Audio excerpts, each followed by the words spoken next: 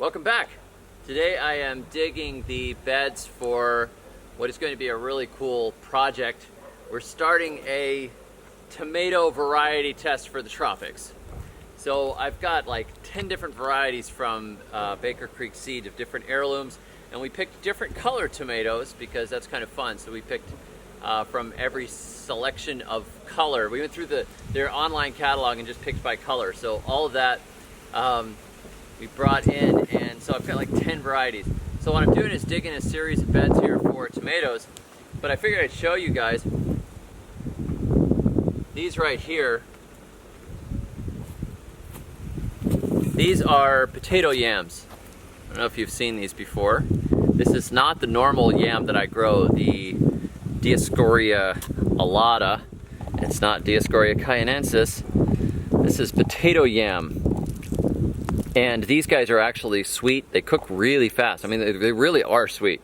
Not just saying sweet as in not bitter, but legitimately a sweet, delicious, kind of a nutty root. Very fine texture. If you put these things in to boil and you leave them too long, they just turn into starch. They'll just evaporate and leave a skin behind.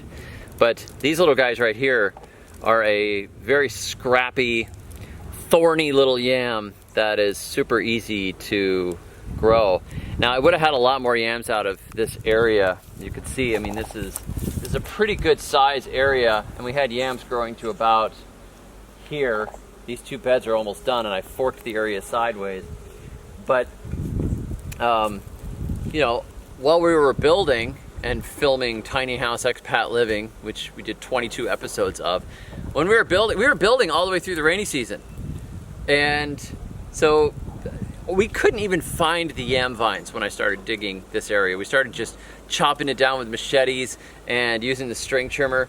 We couldn't even find our yams. You didn't even know where they were. And the poles that the yams had been growing on, most of them had gotten pulled down by vines or fallen over and rotted. And just insane. Like, we just came through here and it was just this big mound of brush. So we hacked it all the way to the ground and we're digging yams. We're up to about 55 pounds so far. I've got 50 pounds on the board.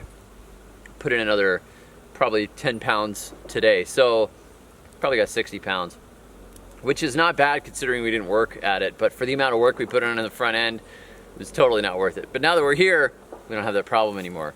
When I do these beds, this is going to be really an intensive use of time. We're going to take really good care of them and feed them up and try to figure out exactly what they need in the soil to be happy.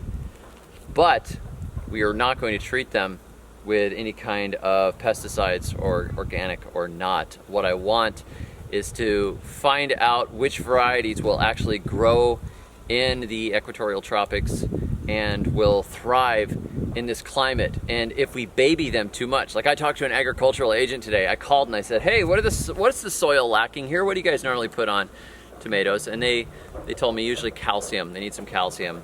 So, okay, yeah, I knew that. Generally, you need calcium for tomatoes.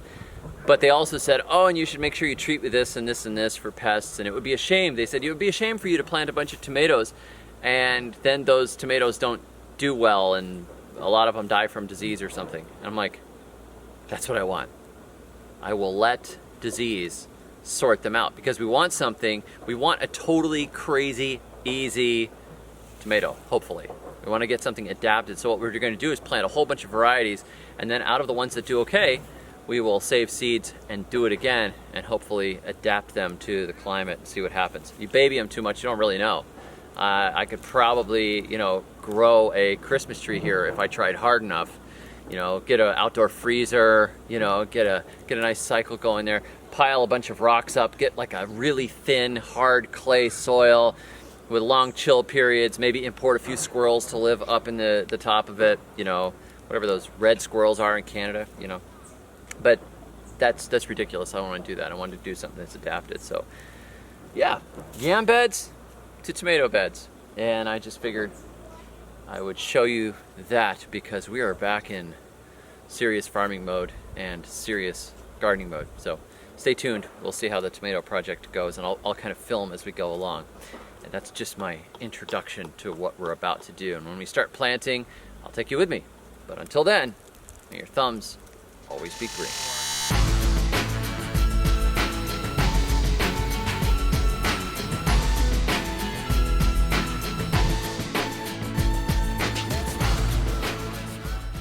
Do you throw banana peels in the trash?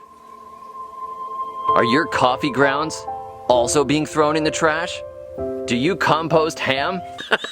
Are you sick and tired of all the rules about composting? Do you wish you could compost in a super easy way?